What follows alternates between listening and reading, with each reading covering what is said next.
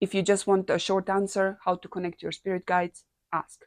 If you want a long answer, how to connect to your spirit guides, look through your life of all those people or entities that touched your soul. Hello, my darlings. Hello, my loves. Welcome to another video. In this video, we are going to talk about how to connect to your spirit guides, who are your spirit guides, and how you can benefit from being connected to your spirit guides. Okay, let's jump into it. Hello, everyone. My name is Ana. I am a soul entrepreneur and traveler, and I live my life in surrender to divine guidance, which includes the guidance of my spirit guides. And I love it. And I'm enjoying the love that they have for me on the other side. And considering how much I love them, they love me much more. Not that they love me much more, but they are pure conduits of love. And then I can receive that love in a purer form, and that is just a wonderful relationship to have. And here is my little help to encourage you and to inspire you to connect to your spirit guides and to live life in that connection. This channel is all about connecting to the other side, the metaphysical, the spirits. When I say spirit guides, it doesn't necessarily mean entities that you heard about in different religions or in different traditions or mythologies. It can be a person who passed on and you had a relationship with before, and now you continue to talk to them. Maybe you talk to them before you go to sleep.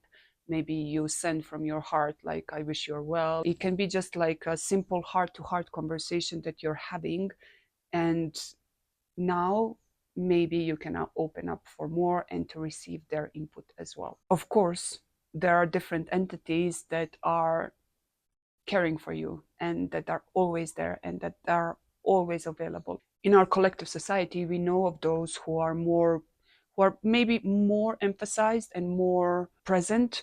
Like, for example, Christ consciousness today is very much active because the second coming is here and now.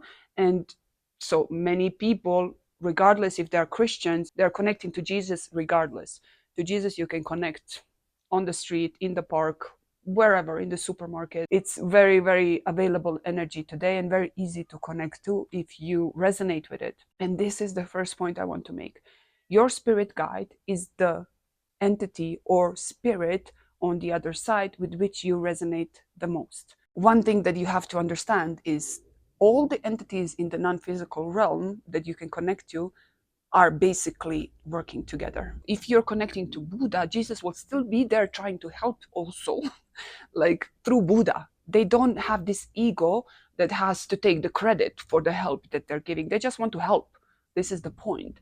All the angels, all the saints, all those people that passed on that you can connect to from your life, they're all there waiting to help you. They're pure love and their love for you. And think about it. What is the highest desire of love? When you love, what is your highest desire? When you're purely in love, what is your highest desire? What is your only desire? It's to give yourself.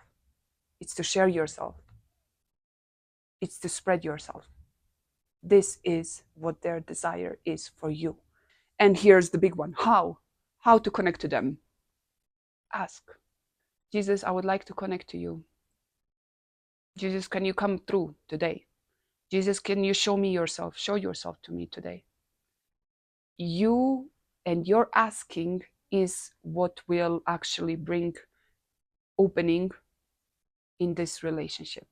No force on the other side that is in service of the light and the positive polarity will ever assert itself on you. You can actually just ask, who is my spirit guide? Who are you? You can ask in meditation. You can ask before going to bed. You can ask after awakening. You can ask for it to come in your dreams. There are many angels, archangels, many different entities that you can connect to, but no, once you connect to one, all of them will come and help you. But yours is to call, yours is to ask. Nobody will insert itself on you if it's the work of light. The work of light is never intrusive. The work of light is always loving and caring, but will wait for your go ahead, for your green light to show itself more fully. So ask. and ask to come to you in the easiest way that it can come to you, whether it's through your dreams, through your waking state, through writing, through singing, through the song. Many insights I got through the song. I have a team of spirit guides of 23 entities that I know of, that I connected to consciously. But number one, and my most common one, is Jesus, because he's the easiest one for me to connect. And once I connected to it directly, I realized, oh, I kind of like you. I actually like having you next to me. I actually like how you're explaining things to me. I actually like your language. I actually like your attitude. I actually like how we understand each other. I actually like blah blah blah, because I have connection to Christ consciousness. Of course I have connection to Virgin Mary, to Mary Magdalene, to all these apostles and all those people who were there during that time and after and before. Also I have connections to saints from Christian religion. I have connection to entities from Hinduism, because I also felt very connected to Indian tradition and mythology and religion. I have connections to Kali. I have connections to Krishna. I have connections to Saraswati, Lakshmi. Of course, Buddha, big one, I have a connection to. And he was the one who introduced me back to Jesus. After I rejected the image that I had of Jesus in my reality at that time when I was younger, I rejected it. I didn't want, like, then I went to Eastern like tradition to find answers there. What are you telling me about the soul, about God, about the ultimate truth? What is there? And then I went digging, and then Buddha was the one who was providing the answers.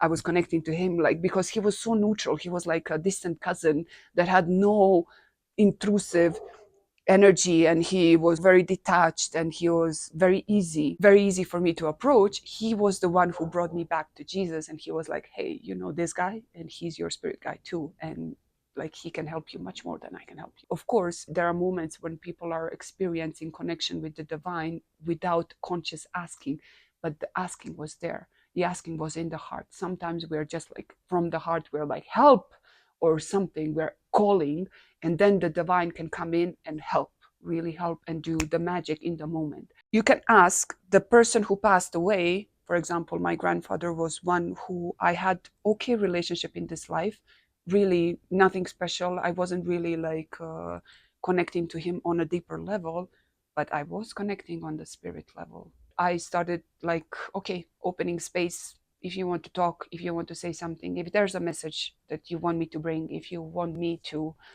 share something with your family, nothing. And then at one moment, it was years after, I didn't ask for much. In one moment, I was like going through something that was blocking my heart. I had like my heart blocked. And for me, a blocked heart is like all alarms are on. So I had a problem, I had a blocked heart. And my grandfather actually had a really sensitive heart. And he was raised and born in a masculine world. And he was expected to deliver on the responsibilities expected from a masculine patriarch in this culture, in tradition where I was born. I was born in Bosnia and Herzegovina, very strong patriarchy, very strong traditional values. So therefore, he could never express his heart fully. When he was expressing,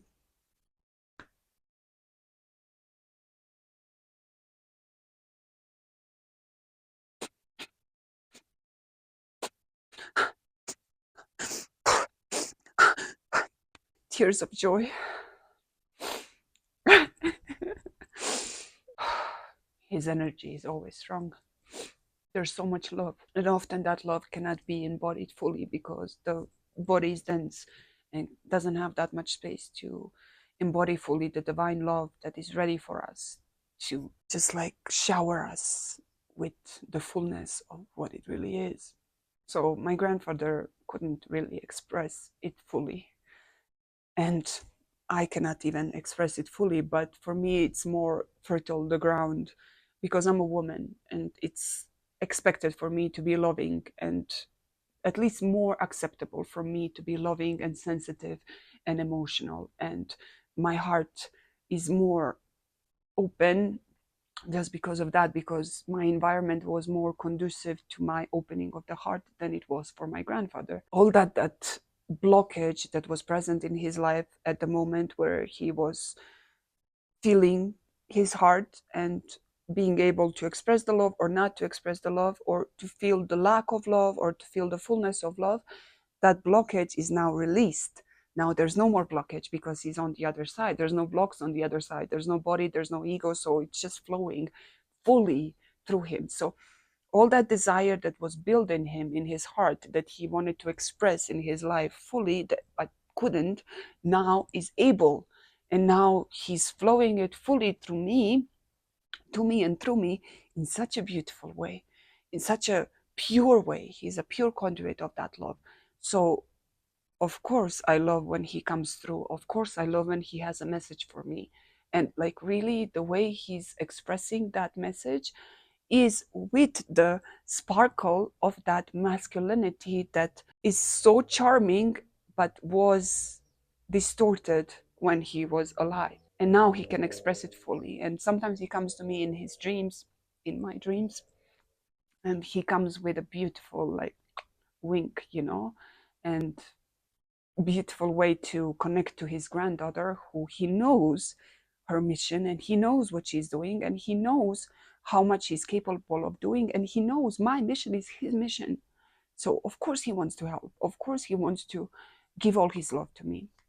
One of the strongest connections I had to my grandfather after he passed away was through a song. And it was really a beautiful song. Now, whenever I hear that song, I have it like on all my devices downloaded. And whenever I listen to that song and hear to that song, I know he's there. I know he's following.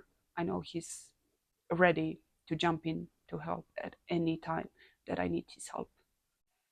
It's beautiful connection. It makes your life richer, more meaningful, more fun. Anyways, if your curiosity got sparked with this and you want to go deeper, you want to know your soul, your frequency, your unique footprint, signature of your soul, where has it been, what shit is gone through, how did it collect all these imprints, from which planet am I connecting to, where am I coming from, where is my origin, where have I been, who are my spirit guides, who are the entities on the other side that have always been with me, but baby, I haven't seen them. How can I see them? How can I involve the spirit and the soul more in my life? Below in the description, I leave a link for email newsletter where you can receive my soul inspired nudges and guidance and news and updates on all things regarding the soul and the spirit. It's free and you will get invited to inner circle events and many different practices that you can do and deepen this relationship with your soul and the spirit world and live in life in communion with it. I love you all so very much. Thank you for watching, and until next time, you have all my love and all my devotion, and chicas too. Chica, ¿quieres decir adiós? Chao.